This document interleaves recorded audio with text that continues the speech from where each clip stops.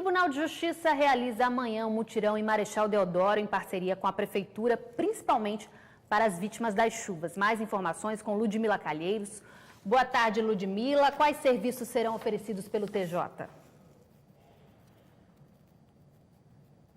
Oi, Sabrina, boa tarde para você, boa tarde também a todos de casa que nos acompanham. Olha, a lista desses serviços ofertados é grande, viu? Tem emissão de RG, de CPF, de título de eleitor, de carteira de trabalho e tem inclusive uma ação especial que vai acontecer também durante esse dia. Agora, quem vai dar detalhes para a gente é o secretário de governo aqui de Marechal Deodoro, Luciano Vasconcelos. Boa tarde, secretário. Amanhã começa a partir de 8 horas, né? O que é que a gente tem nessa programação? Boa tarde, Ludmila. A programação, como você falou, é bastante extensa. Nós vamos ter diversos serviços, né?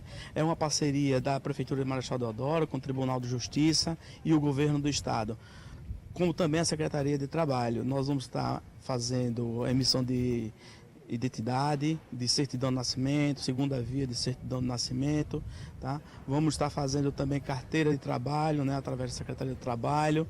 Vamos estar ainda com ações de divórcio, tá? Então, uma série de serviços dentro na região da Massagueira, por sinal, tá certo? Vai ter também casamento coletivo, né? Essa parte que eu ia falar melhor, nós vamos ter casamento coletivo. Hoje já temos mais de 50 casais inscritos para amanhã. Então, a partir de 8 horas, nós vamos estar com todas as atividades na Escola Petrolina de Gouveia, lá na Massagueira, e convidamos toda a população deodorense, não é só para a região dos Canais, lógico, essa é a segunda ação que estamos fazendo esse ano, já fizemos aqui no centro da cidade, e a próxima, né, que já é amanhã, vamos atender toda a região da parte dos Canais, Barra Nova, Massagueira, Santa Rita, né, a região do Mucuri, ou seja, enfim, para toda a população. Agora, o pessoal que vai procurar esse atendimento amanhã tem que levar alguma coisa especial, documentos?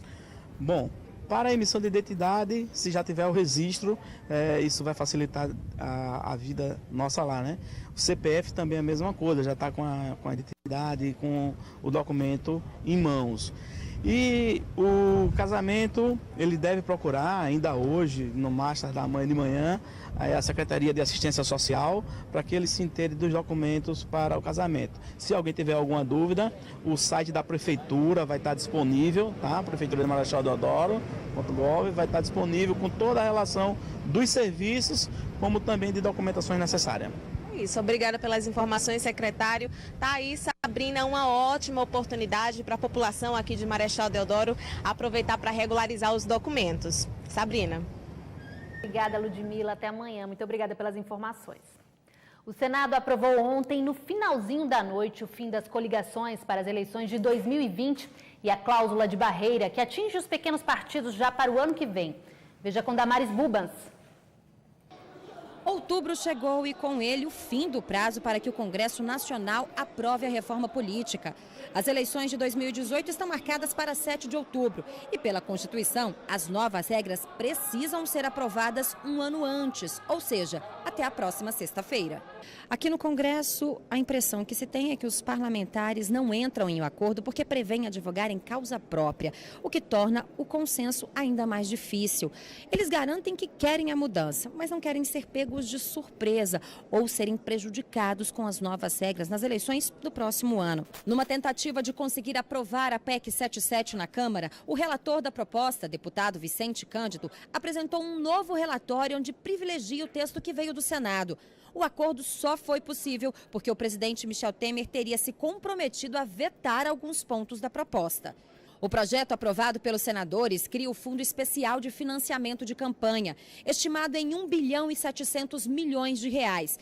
Ele será composto por 30% das emendas impositivas apresentadas pelas bancadas de deputados e senadores e pela compensação fiscal paga às emissoras de rádio e de TV pela propaganda partidária, que será extinta. Apesar das dificuldades para chegar a um acordo e aprovar a proposta na Câmara, os parlamentares acreditam que a reforma será aprovada dentro do prazo. Vai ser aprovado.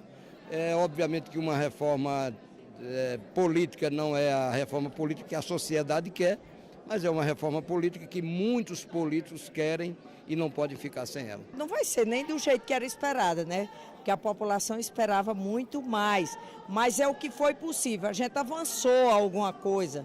Esse término de coligações, que na proposta do Senado eu soube que vem para já terminar agora em 2018, com o compromisso do presidente da República vetar, mas ninguém acredita que o presidente vai vetar, então por isso que não vai sair. São 3 dias aí muito importantes que o Brasil vai aguardar ansioso o resultado final dessas frentes de trabalho, tanto do Legislativo como do Judiciário, para avançarmos as alterações à nossa legislação eleitoral para a eleição de 2018. Pois é, a reforma política caminhou dividida em 2 processos. O primeiro, a PEC 282, que prevê o fim das coligações para 2020, e a cláusula de barreiras foi aprovada ontem. Já a PEC 77, que ainda está na Câmara dos Deputados e trata das questões mais polêmicas, como a criação do Fundo Público de Financiamento de Campanha, deve ser votada ainda hoje. E como vocês viram, o Senado aprovou a proposta de emenda à Constituição que acaba com as coligações partidárias a partir de 2020. Para a gente entender mais sobre esse assunto, vamos conversar agora com o presidente da Comissão de Direito Eleitoral da OAB Alagoas, Henrique Vasconcelos. Boa tarde, Henrique. Seja bem-vindo. Henrique, quer dizer que essa modificação das coligações, essa extinção, é só a partir de 2020? Boa tarde, Sabrina. Boa tarde a todos os telespectadores. Como você viu aí, realmente, o fim das coligações apenas a partir de 2020, infelizmente, né, utilizando mais uma vez as eleições municipais como cobaia, né? E o que a gente pode dizer é o seguinte: do jeito que a gente conhece o Congresso Nacional, nada garante que em 2020 não haja uma nova PEC para que seja alterado isso, né? Tudo novamente. E qual é essa grande mudança de acabar com as coligações partidárias? Qual o grande problema de uma coligação partidária? Veja só, Sabrina, a coligação partidária, ela na verdade é uma invencionice brasileira. É algo realmente que não deveria existir, algo que traz um malefício muito grande à sociedade e que a gente, às vezes, quem não trabalha com isso e quem não é político, mal consegue compreender o que é uma coligação partidária. Porque você consegue juntar alhos com bugalhos, você consegue juntar, quando pertinente, uma extrema esquerda com uma extrema direita. Ou seja, não dá para entender. Não dá para entender, né? Como é que você vota em alguém que ajuda a eleger outro alguém que você, vamos dizer assim, não tem qualquer identificação política. Agora, com o fim das coligações a partir de 2020, então, os partidos menores vão ter representação, eles vão ter mais candidatos serão lançados. Como é que vai ficar, será? Veja só, é uma soma. A gente pode tratar isso como fim das coligações e cláusula de barreira. A cláusula de barreira... Que seria de desempenho nas urnas? De desempenho nas urnas, que na verdade foi aprovado com um percentual menor do que proposto originalmente pelo Senado Federal, mas vamos dizer assim, talvez seja o único avanço dessa reforma política, seja, na verdade, a reinstituição da cláusula de desempenho ou cláusula de barreira, como queira, porque, na verdade, a cláusula de barreira ela já tinha sido colocada através da lei eleitoral lá nos meados dos anos de 1997 e foi derrubada pelo STF quando finalmente ia ser aplicada.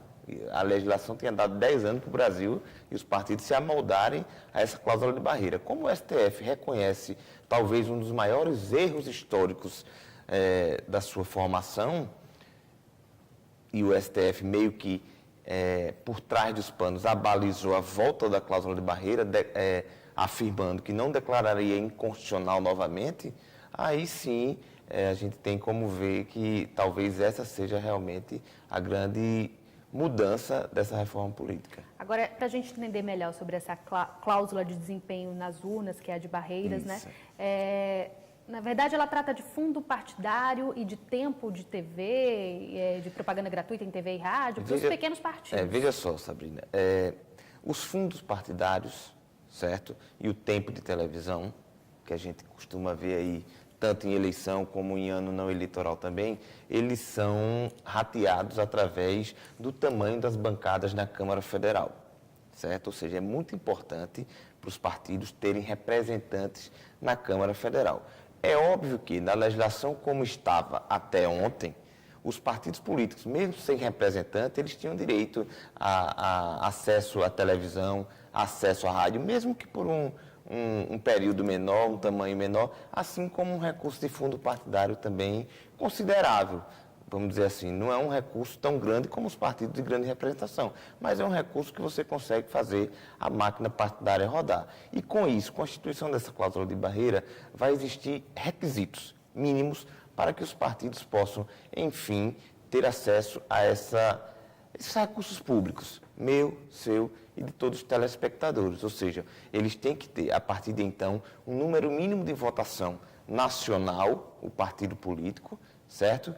E também um número mínimo de votação em pelo menos 9 estados da federação. E com as eleições, essa cláusula, ela cresce gradualmente, né? Ela cresce até 2030, por isso que eu venho criticando muito, porque, na verdade, o que eles fizeram, embora tenha sido um avanço, há de se reconhecer sempre, o que isso foi feito foi um grande acordo também com os menores partidos para que eles possam, até o ano de 2030, vamos dizer assim, se amoldar a essa situação, porque é uma cláusula que previa inicialmente um percentual de 3% de voto nacional e desse mesmo percentual em 9 estados da federação, agora ela diminuiu para 1,5% e vai subindo gradativamente até o ano de 2030 para 3%, ou então a quantidade mínima de 9 deputados federais, que também vai subindo até o ano de 2030. Só para a gente encerrar rapidinho, aquela história de puxar candidato porque ganhou na coligação, isso vai acabar então?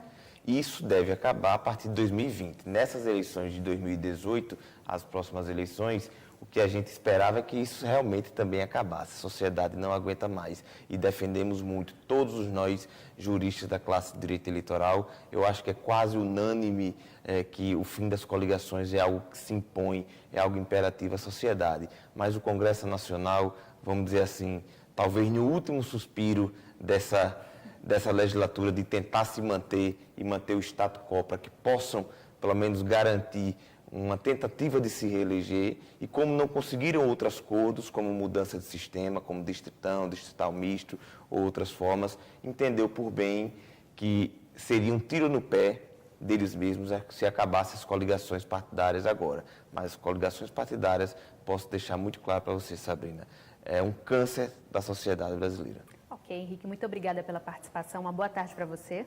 Uma boa tarde, muito obrigado mais uma vez pelo convite e até uma próxima. Obrigada. Bom, se você quiser rever essa entrevista, além de outras reportagens, pelo nosso site, você pode acessar o nosso site, que é no tvpontaverde.tv.br.